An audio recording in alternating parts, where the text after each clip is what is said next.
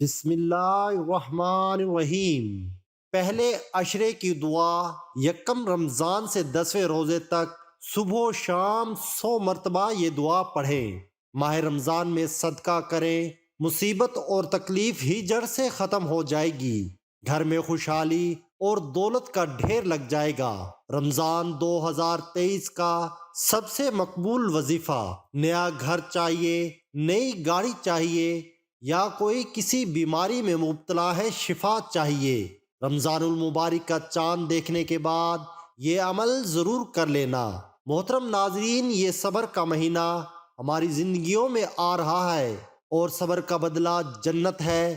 یہ مہینہ لوگوں کے ساتھ غم خواری کا ہے۔ اس مہینے میں مومن کا رزق بڑھا دیا جاتا ہے۔ جو شخص کسی روزہ دار کا روزہ افطار کرائے، اس کے لیے گناہوں کے معاف اور آگ سے نجات کا سبب ہوگا، اور اسے روزہ دار کے ثواب کے برابر ثواب ہوگا، مگر روزہ دار کے ثواب سے کچھ بھی کمی نہیں ہوگی۔ کہتے ہیں کہ جو رمضان کے دن قریب آتے ہیں، رحمت الہی کے اشتیاق میں رسول پاک صلی اللہ علیہ وآلہ وسلم کی طرف سے بڑھتی چلی جاتی ہے۔ رمضان سے 2 ماہ پہلے رجب ہی سے آپ صلی اللہ علیہ وآلہ وسلم کے ہاں رمضان کا تذکرہ شروع ہو جاتا، جیسا کہ ایک روایت کے مطابق حضور اکرم صلی اللہ علیہ وآلہ وسلم رجب کے مہینے میں دعا مانگا کرتے تھے: اے اللہ، ہمیں رجب اور شعبان میں برکت نازل فرما اور رمضان نصیب فرما۔ جب رسول پاک صلی اللہ علیہ وآلہ وسلم شعبان کے مہینے میں داخل ہوتے تو یہ ذوق و شوق مزید بڑھ جاتا اور آپ اس شب و روز گویا رمضان جیسا رنگ اختیار کر لیتے۔ یاد رہے کہ شعبان کا مہینہ گزر گیا ہے، رمضان کا مہینہ شروع ہو گیا ہے، اور جیسے ہی رمضان کا چاند نظر آتا ہے، رمضان کا مہینہ شروع ہوگا۔ اس مہینے میں ہمارے پیارے آقا صلی اللہ علیہ وآلہ وسلم نے کون سے کام کرنے کی تاکید فرمائی ہے، ہم آپ کو آج کی ویڈیو میں بتائیں گے، اور ساتھ میں آپ کو یہ بھی بتائیں گے کہ قرآن و مجید کی وہ کون سی مبارک آیت ہے جسے آپ نے رمضان المبارک کا چاند نظر آنے کے بعد، یعنی پہلے روزے کو، آپ نے یہ وظیفہ کرنا ہے، جس سے آپ کے گھر کے حالات ٹھیک ہو جائیں گے، آپ کی ہر طرح کی تنگی دور ہو جائے گی۔ اس بارے میں مکمل تفصیل جاننے کے لیے ویڈیو کو آخر تک ضرور دیکھیے گا۔ یاد رہے کہ شعبان کے دنوں میں رمضان کو پا لینے کی طلب کا اظہار اس حدیث سے بھی ہوتا ہے، جس میں حضور اکرم صلی اللہ علیہ وآلہ وسلم رمضان کے انتظار میں شعبان کے دن گن گن کر گزارنے کی تاکید فرمائی ہے، جیسا کہ ایک روایت میں ہے کہ شعبان کے چاند رمضان کے انتظار میں گن گن کر گزارو۔ ناظرین، اس حدیث سے مراد ہے کہ رمضان کی آمد کے پیش نظر شعبان کی تاریخوں کا بھی حساب رکھو۔ رمضان کے شروع ہونے سے پہلے ہی اللہ کے پیارے حبیب صلی اللہ علیہ وآلہ وسلم صحابہ کو یوں فکر مند فرماتے۔ یاد رہے، یہ صرف صحابہ کو فکر مند نہیں فرمایا، بلکہ پوری امت کو یہ پیغام دیا ہے کہ رمضان میں کیا اعمال کرنے چاہیے۔ اس بارے میں حضرت سلیمان فارسی سے روایت ہے، نبی کریم صلی اللہ علیہ وآلہ وسلم نے شعبان کی آخری تاریخ کو واضح فرمایا، اور رمضان کی آمد کی خبر دیتے ہوئے آپ صلی اللہ علیہ وآلہ وسلم نے فرمایا: سنو، تم پر ایک مہینہ سایہ فگن ہونے والا ہے۔ ماہ رمضان بہت بڑا اور بہت مبارک مہینہ ہے۔ اس مہینے میں ایک رات ایسی ہے جو 1000 مہینوں سے بڑھ کر ہے۔ اللہ تعالیٰ نے اس کے روزے رکھنا فرض فرمایا اور اس کی رات کے قیام کو ثواب ٹھہرایا۔ جو شخص اس مہینے میں کوئی نفلی نیکی بجا لائے گا، وہ ایسا ہی ہے جیسے عام دنوں میں فرض کا ثواب ہو، اور جو شخص اس مہینے میں کسی فرض کو ادا کرے گا، وہ ایسا ہے جیسے غیر رمضان میں 70 فرائض ادا کرے۔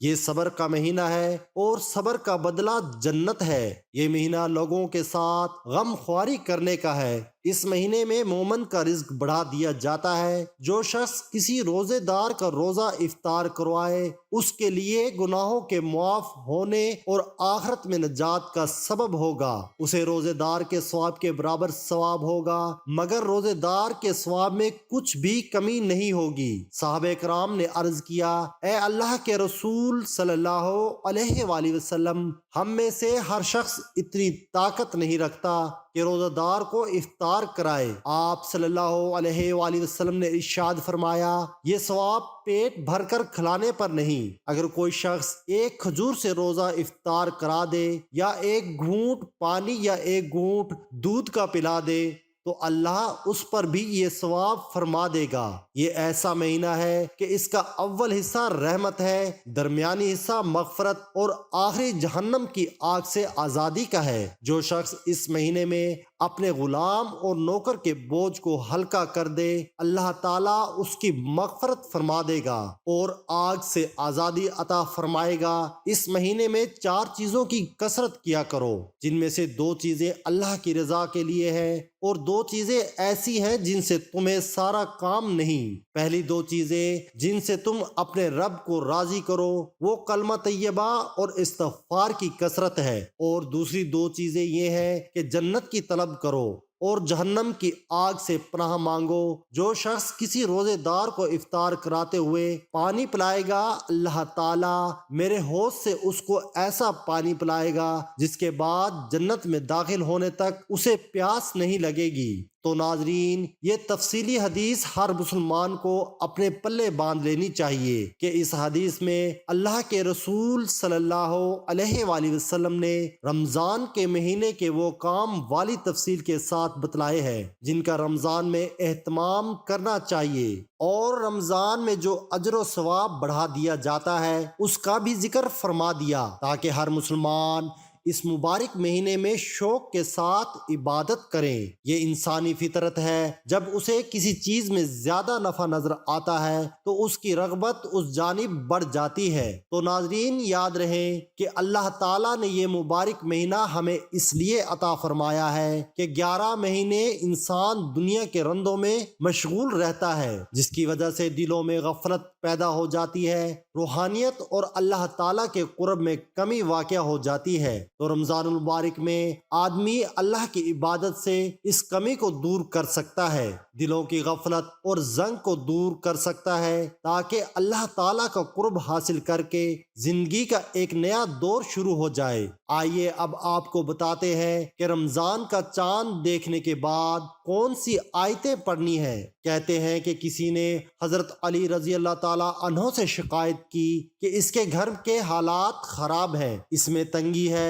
तो हजरत अली रजी अल्लाह ताला अन्हो ने उस शख्स से फरमाया कि अभी रमज़ान का महीना शुरू हो गया है, इसलिए जब तक रमज़ान का चांद देखो तो 100 बार या हय्यु या क़य्यूम बिरहमतिकस्तगीसु को पढ़ लेना है। जो बंदा माह रमज़ान के पहले अशरे में ये आयत मुबारका पढ़े ले, दौलत और अपने हालात बदलते हुए खुद देखेगा। लेकिन याद रखना, माह रमज़ान का चांद देखने के बाद आपने ये करना है और अपने हालात के लिए दुआ करनी है, क्योंकि मैंने अल्लाह के रसूल सल्लल्लाहु अलैहि वसल्लम से सुना है कि जब रमज़ान आता है तो जन्नत के और अल्लाह के रहमत के दरवाजे खोल दिए जाते हैं और जहन्नम के दरवाजे बंद कर दिए जाते हैं। इसलिए इस महीने का चांद देखने के बाद अल्लाह ताला से जो भी दुआ मांगी जाए अल्लाह ताला अता फरमाता है। नबी पाक सल्लल्लाहु अलैहि वसल्लम ने फरमाया, जिसने बिला किसी शरई उज़र रुखसत हो, बिला किसी मर्ज के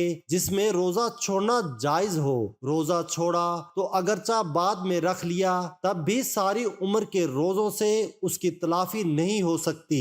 इसके अलावा भी कुरान और हदीस में रमजानुल मुबारक के बेशुमार फजाइल और बरक़ात बयान की गई है। रमजानुल मुबारक को 3 अशरों में तकसीम किया जाता है। 10 दिनों को एक अशरा कहा जाता है, लिहाजा रमजान के पहले अशरे को अशरे रहमत, दूसरे अशरे को अशरे मगफरत, तीसरे और आखिरी अशरे को अशरे नजात कहा जाता है। रमजान मुबारक के आगाज पर पहली शब को ही जन्नत के दरवाजे खोल दिए जाते हैं और शैतान जंजीरों में जकड़ दिए जाते हैं। पहली शब बाद नमाज इशा सूरह फतह की तिलावत की बहुत फजीलत है। इसके अलावा रमजान मुबारक के पहले अशरे की दुआ की भी बहुत फजीलत है। पहले अशरे की दुआ ये है, रब्बिग़फिर वरहम وانت خیر الراحمین۔ ترجمہ: اے اللہ مجھے بخش دے، مجھ پر رحم فرما، تو سب سے بہتر رحم فرمانے والا ہے۔ عشر رحمت کی ایک اور دعا ہے، یا حی یا قیوم برحمتک استغیث۔ ترجمہ: اے سدا زندہ رہنے والے، اے سب کو قائم رکھنے والے، میں تیری رحمت سے مدد چاہتا ہوں، چاہتی ہوں۔ پہلے عشرے کی خصوصی نفلی عبادات۔ نمبر 1، پہلے عشرے یعنی رمضان المبارک کی پہلی تاریخ سے 10 تک روزانہ پہلا کلمہ 100 بار پڑھنا بہت افضل ہے۔ نمبر 2، روزانہ ایک تسبیح سورہ اخلاص قل هو اللہ احد پڑھے۔ نمبر 3، رمضان المبارک میں سورہ القدر کثرت سے پڑھنی چاہیے۔ نمبر 4، تیسرا کلمہ روزانہ ایک تسبیح پڑھنا باعث و برکت و فضیلت ہے۔ ناظرین، اللہ پاک سے دعا ہے کہ ہمیں رمضان المبارک کے بابرکت مہینے میں صحیح معنوں میں عبادت کرنے کی توفیق عطا فرمائے۔ اگر ویڈیو پسند آئے تو ویڈیو کو لائک اور شیئر ضرور کیجیے گا، اور ہمارے چینل کو اگر ابھی تک سبسکرائب نہیں کیا تو چینل کو ضرور سبسکرائب کریں۔ اللہ حافظ۔ السلام علیکم ورحمۃ اللہ وبرکاتہ۔